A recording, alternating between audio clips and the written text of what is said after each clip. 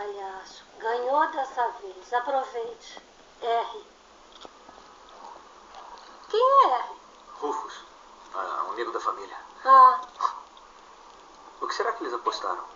fosse o que fosse, Rufus era um mau perdedor. É. Estranho, né?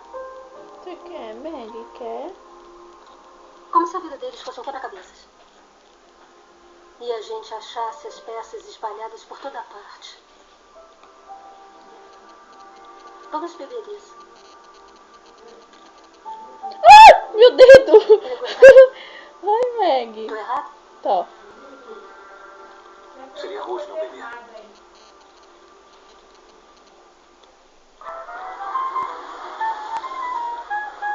Pode, meu bidu.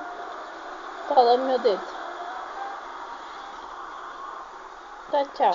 Tchau, Meg. Tchau.